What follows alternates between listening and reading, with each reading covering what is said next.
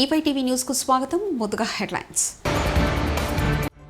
Oman సుల్తాన్తో ప్రధాని మోదీ భేటీ, ఆ విషయాలపై కీలక చర్చ.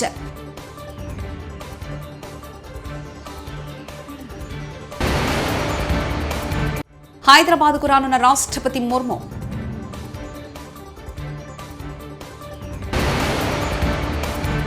ఎన్నికల్లో కాంగ్రెస్ ఇచ్చిన హామీలను, గ్యారెంటీలను నిలబెట్టుకోవాలి, మాజీ మంత్రి ఎమ్మెల్యే కేటీఆర్.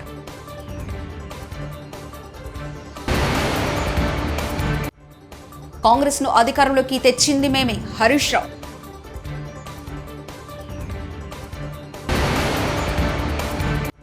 మంచుకొండలా మారిన 7 కొండలు.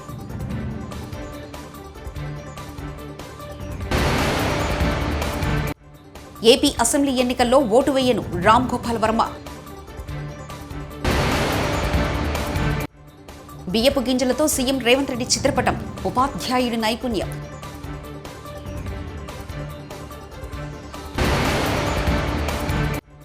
సీఎం జగన్ పుట్టినరోజు సందర్భంగా 8వ తరగతి విద్యార్థులకు 638 కోట్లతో 4.35 లక్షల ట్యాబ్లను పంపిణీ. భారత ప్రధానమంత్రి నరేంద్ర మోదీ శనివారం ఒమన్ సుల్తాన్ హైతమ్ బిన్ తారిక్తో భేటీ అయ్యారు. ఈ సందర్భంగా ఇద్దరి మధ్య కీలక చర్చ నడిచింది. వాణిజ్యం, పెట్టుబడులతో పాటు విభిన్న రంగాల్లో ద్వైపాక్షిక సహకారాన్ని విస్తరించడంపై తారిక్తో మోదీ చర్చించారు. భారత్ పర్యటనలో భాగంగా ఒమన్ సుల్తాన్ ఢిల్లీకి చేరుకున్న తరుణంలో ఇద్దరి మధ్య ఈ కీలక సమావేశం సాగింది. గల్ఫ్ దేశానికి చెందిన ఓ అగ్రనాయకుడు భారత్ పర్యటనకు రావడం ఇదే మొదటిసారి. భారత్ ఒమన్ వ్యూహాత్మక భాగస్వామ్యానికి ఊతమిస్తూ హైదరాబాద్ హౌస్లో ఒమన్కు చెందిన సుల్తాన్ హైతమ్ బిన్ తారిక్ను ప్రధాని నరేంద్ర మోదీ సాధారణంగా ఆహ్వానించారు. ఇద్దరి మధ్య ఇరు దేశాల ద్వైపాక్షిక చర్చలకు ఈ హైదరాబాద్ హౌస్ వేదికగా నిలిచిందని విదేశాంగ మంత్రిత్వ శాఖ ప్రతినిధి అరిందమ్ బాగ్చి తన ఎక్స్ ఖాతాలో పోస్ట్ చేశారు.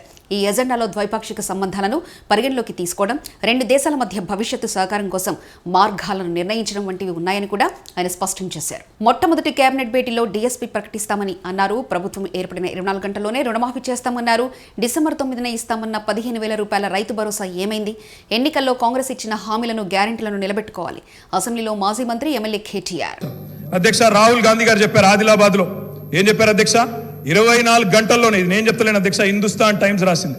24 గంటల్లోనే 2 లక్షల రూపాయల రుణమాఫీ చేస్తాం రైతులకు. ఇది రాహుల్ గాంధీ గారు చెప్పిన మాట. నిలబెట్టాలని చెప్పి నేను కోరుతా ఉన్నా. 24 గంటలు కాకపోయినా 24 రోజుల్లోనైనా నిలబెట్టండి అని చెప్పి నేను కోరుతా ఉన్నా. అధ్యక్ష వారు చెప్పినారు కౌలు రైతులకు బీమా, రుణాలు. కౌలు రైతులకు బీమా. కౌలు రైతులు ఎదురు చూస్తున్నారు రాష్ట్రంలో, మరి రుణాలు ఇవ్వమని కోరుతా ఉన్నారు. అధ్యక్ష ఇది రేవంత్ రెడ్డి గారు చెప్పారు. కేసీఆర్ ఉంటే 5,000 వస్తాయి, కేసీఆర్ ఓడిపోతే 15,000 వస్తాయని చెప్పి డిసెంబర్ 9 నాడు స్వయంగా రేవంత్ రెడ్డి గారు చెప్పారు. ముఖ్యమంత్రి పదవిలో కూర్చున్నారు. మరి వారు డిసెంబర్ 9 దాటిపోయినట్టుంది. ఈరోజు డిసెంబర్ 16 అనుకుంటా. 15,000 ఎడబోయినాయని చెప్పి రైతులు అడుగుతా ఉన్నారు. రేవంత్ రెడ్డి గారు మీరు సమాధానం చెప్పేటప్పుడు చెప్పాలని కోరుతా ఉన్నాం.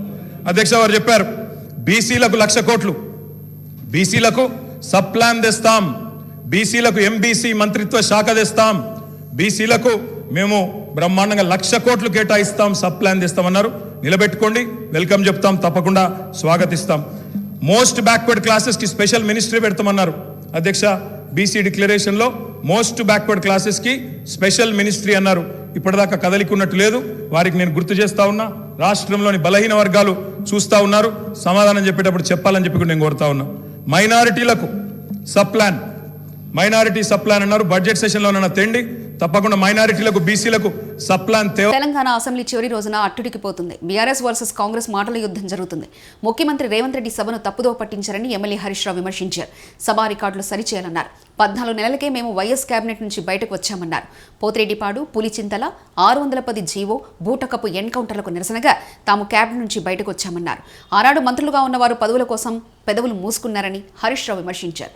ఆనాడు కాంగ్రెస్ ను అధికారంలోకి తెచ్చింది బీఆర్ఎస్ మాత్రమేనని హరీష్ రావు వ్యాఖ్యానించారు. గౌరవ ముఖ్యమంత్రి గారు మాట్లాడుతూ సభను తప్పుదోవిచ్చే విధంగా ఆయన మాట్లాడినప్పుడు సభ యొక్క రికార్డును రెక్టిఫై చేయడం నా బాధ్యత. బికాస్ నేనేదో ప్రశ్నకు సమాధానం చెప్పాలనో విమర్శ చేయాలనో నేను మాట్లాడే ప్రయత్నం చేస్తలేను. వారు మాట్లాడినారు కనుక మేము డెఫినెట్గా దాన్ని క్లారిఫై చేయడం మా బాధ్యత అధ్యక్ష. అయితే అధ్యక్ష ఆ రోజు కామన్ మినిమం ప్రోగ్రాంలో కేసీఆర్ గారు పెట్టించడమే కాదు, షిప్పింగ్ పోర్ట్ఫోలియో అడగకుండానే ఇచ్చారు. ఆ రోజు డిఎంకే పార్టీ నాకు షిప్పింగ్ పోర్ట్ఫోలియో ఇవ్వకపోతే మేము యూపీఐ నుంచి బయటకు పోతామంటే నేను మంత్రి పదవి కోసం ఢిల్లీ రాలేదు, నాకు ఈ పోర్ట్ఫోలియో అక్కర్లేదు, వారికి ఇచ్చేయండి, నేను వచ్చింది తెలంగాణ కోసమని షిప్పింగ్ పోర్ట్ఫోలియోను స్వచ్ఛందంగా వదులుకున్నటువంటి చరిత్ర కేసీఆర్ గారిది, టీఆర్ఎస్ పార్టీది అధ్యక్ష. ఈరోజు రేవంత్ రెడ్డి గారు మాట్లాడుతూ మేమేదో పదవులు ఇచ్చామని, పదవులను గడ్డిపోచల్లాగా త్యజించిన చరిత్ర ఈ దేశంలో ఎవరికన్నా ఉందంటే అది కేసీఆర్కు, టీఆర్ఎస్ పార్టీకి ఉంది. త్యాగాల పునాదుల మీద తెలంగాణ తెచ్చిన చరిత్ర ఉంది అధ్యక్ష. అనవసరంగా మేమేదో పదవులు ఇచ్చినామని, మేమేదో పదవుల కోసం పాకులాడినామనేటువంటి విధంగా వారు మాట్లాడద్దు. ఆ విషయానికి వస్తే రేవంత్ రెడ్డి గారు ఏబీవీపీలో షురువు అయిండు, టీఆర్ఎస్లో పనిచేసిండు, తెలుగుదేశంలో వేయండు, కాంగ్రెస్లో వేయండు, మరి రేపు ఆడుంటాడో. పార్టీలు మారిన చరిత్రలు మీకున్నాయి, కానీ మాకు అట్లాంటిది ఏం లేదు అధ్యక్ష. ఇకపోతే మా శ్రీధర్ బాబు గారు లేచి మళ్ళీ నన్ను ఆయన గెలికే ప్రయత్నం చేసిండు, లేకపోతే ఆయన గురించి మాట్లాడాల్సిన అవసరం లేదు. ఇక శీతాకాలం విడిది కోసం రాష్ట్రపతి ద్రౌపది ముర్ము హైదరాబాద్కు రానున్నారు. రాష్ట్రపతి ద్రౌపది ముర్ము పర్యటన నేపథ్యంలో అధికారులు కాన్వాయ్ రిహార్సల్ను నిర్వహించారు. హాకింపేట విమానాశ్రయం నుంచి బొల్లారం రాష్ట్రపతి నిలయం, సికింద్రాబాద్ ప్యారెడ్ వరకు కాన్వాయ్లో రిహార్సల్ నిర్వహించారు. ఈ నెల 18 నుంచి 23 వరకు హైదరాబాద్ నుంచి అధికారిక కార్యక్రమాలు కొనసాగించాలని రాష్ట్రపతి ద్రౌపది ముర్ము తెలిపారు. 5 రోజుల పాటు రాష్ట్రపతి హైదరాబాద్లోనే ఉండనున్నారు. ఈ నెల 23న రాష్ట్రపతి ద్రౌపది ముర్ము ఢిల్లీకి వెళ్లనున్నారు. తిరుమల శ్రీవారి సన్నిధిని మంచు దుప్పట్లు కమ్మేశాయి. శనివారం తెల్లవారుజామున పొగమంచు శ్రీవారి ఆలయంతో పాటు తిరుమల అంతటా వ్యాపించి ఆహ్లాద వాతావరణం సంతరించుకుంది. తిరుమలలో ఇలాంటి వాతావరణం ఎప్పుడూ చూడలేదని, ఊటీ, కొడైకెనాల్లో ఉన్నట్లు అనిపిస్తుందని భక్తులు ఆనందం వ్యక్తం చేశారు.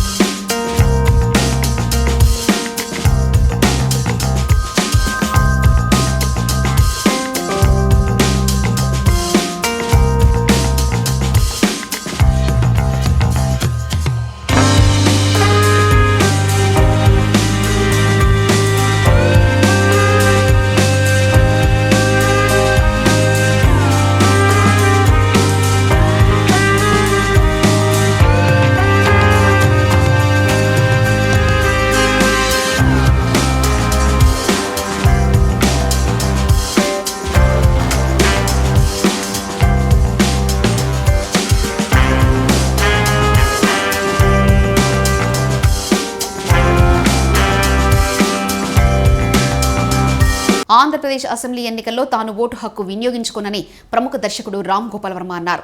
అలాగే తాను ఏ పార్టీకి ఓటు వేయమని ప్రజలను కోరనని తెలిపారు. ఓటింగ్ విధానంలో మార్పులే తన నిర్ణయానికి కారణమని వివరించారు. కేసీఆర్, రేవంత్ రెడ్డి తనకు 2 కళ్ళ లాంటి వారని తెలిపారు.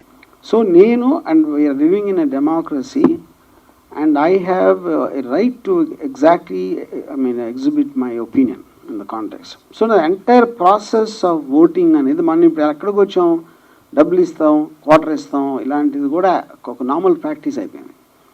So I want to draw attention to the person that the voter should be more qualified then the person who standing for election అనేది నా బిలీఫ్. నేను అది దాన్ని డ్రైవ్ చేయడానికి అది చెప్పాను. ఇప్పుడు నాకు Revanth Reddy also is very close to me. You know Revanth Reddy నాకు పర్సనల్గా తెలుసు, కేసీఆర్ గారిని నేను ఎప్పుడు కలవలేదు, but I use to admire him as a political leader. Yeah, so ఇప్పుడు నాకు వాళ్ళిద్దరూ 2 కళలు లాంటి వాళ్ళు అనాలా ఏమన్నా? తెలంగాణలో కంట కన్నీరు, ఒక కంట పన్నీరు. అంటే నా పర్టిక్యులర్ పాయింట్ ఆఫ్ వ్యూలో, and I'm very very bad in understanding elections. ఇప్పుడు రేవంత్ రెడ్డి వాజ్ చాలా స్ట్రాంగ్ ఫోర్స్. తన ఒక హన్మకొండ జిల్లాకు చెందిన ఓ ఉపాధ్యాయుడు బియ్యపు గింజలతో ముఖ్యమంత్రి రేవంత్ రెడ్డి చిత్రపటాన్ని రూపొందించారు. ఎలకతుర్తి మండలం సూరారం గ్రామానికి చెందిన రాజ్ కుమార్ స్థానిక ప్రభుత్వ ఉన్నత పాఠశాలలో కాంట్రాక్టు పద్ధతిలో డ్రాయింగ్ టీచర్గా పనిచేస్తున్నారు.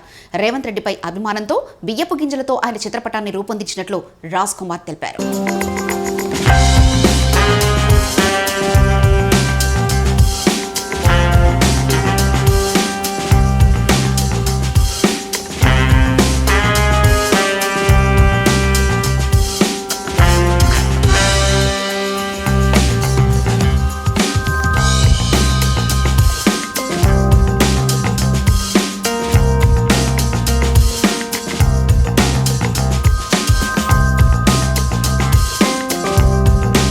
భద్రాచలంలోని శ్రీ సీతారామచంద్ర స్వామి వారి ఆలయంలో శ్రీ వైకుంఠ ఏకాదశి అధ్యయనోత్సవాలు ఘనంగా జరుగుతున్నాయి. ఈ సందర్భంగా విద్యుత్ దీపాల మధ్య ఆలయాన్ని అందంగా అలంకరించారు. ఉత్సవాలలో భాగంగా భద్రాద్రి రాముడు ఇవాళ నరసింహ అవతారంలో భక్తులకు దర్శనమిచ్చాడు.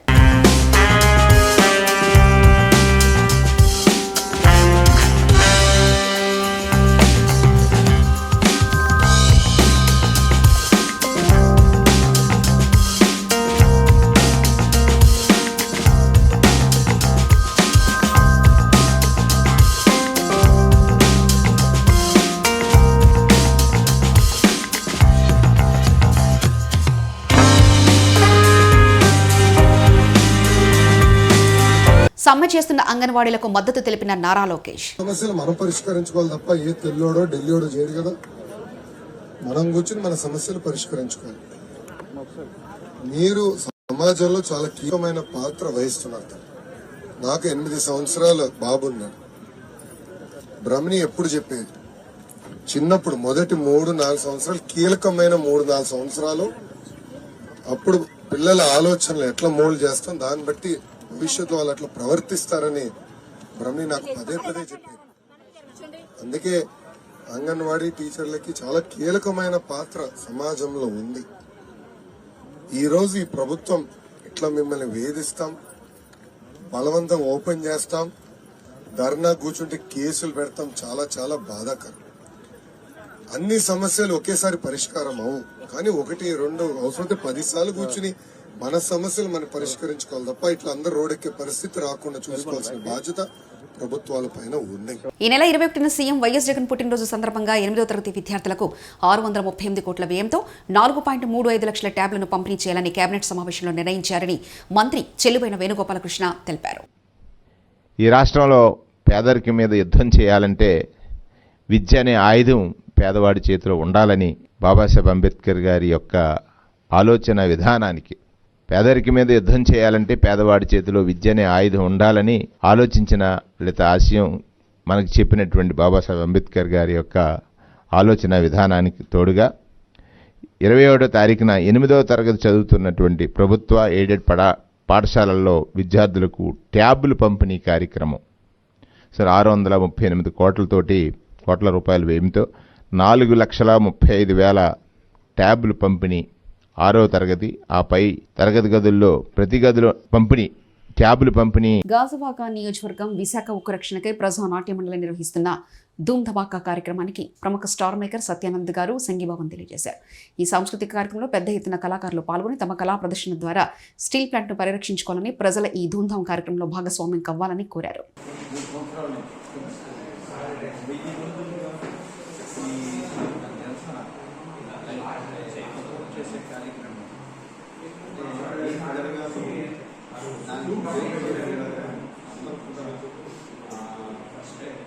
అనకాపల్లి జిల్లా అచితాపురం మండలంలో డిమాండ్ల సాధన కోసం అంగన్వాడీలు చేపట్టిన సమ్మె 5 రోజులు ఉధృతంగా సాగింది. కనీస వేతనంతో పాటు గ్రాట్యుటీ, ఉద్యోగ భద్రత కల్పించాలని వినూత్న రీతిలో నిరసన తెలిపి తహసీల్దార్ కార్యాలయంలో డీటీటీకి వినతి పత్రాన్ని అందించారు. ఈ సందర్భంగా వారు మీడియాతో మాట్లాడుతూ ఎన్నిసార్లు ధర్నాలు, ఆందోళనలు, వినతి పత్రాలు సమర్పించినా సమస్యల పరిష్కారానికి నోచుకోవడం లేదని వారు పేర్కొన్నారు. ప్రతి నెల వేతనాలు ఇవ్వడంతో పాటు పెండింగ్ లో ఉన్న 2 నెలల వేతనాలు వెంటనే చెల్లించాలని వారు కోరారు.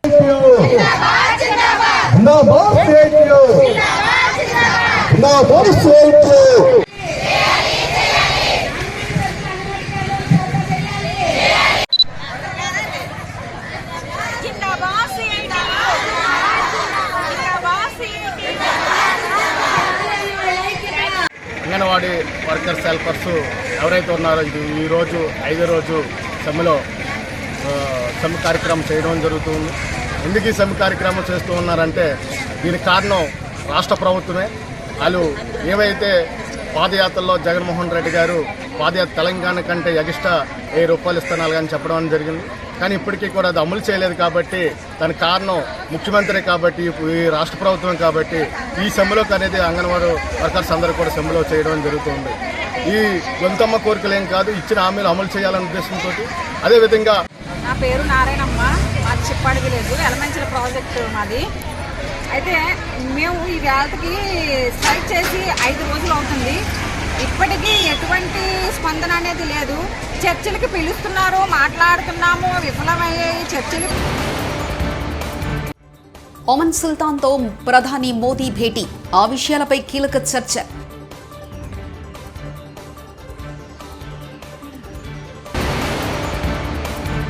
హైదరాబాద్కు రానున్న రాష్ట్రపతి ముర్ము.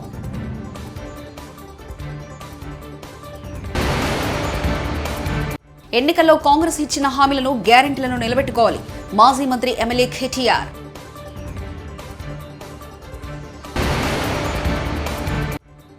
కాంగ్రెస్ ను అధికారంలోకి తెచ్చింది మేమే, హరీష్ రావు.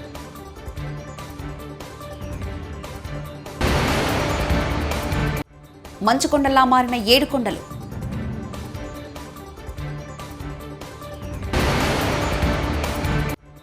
ఏపీ అసెంబ్లీ ఎన్నికల్లో ఓటు వేయను రామ్ గోపాల్ వర్మ. బియ్యపు గింజలతో సీఎం రేవంత్ రెడ్డి చిత్రపటం, ఉపాధ్యాయుడి నైపుణ్యం.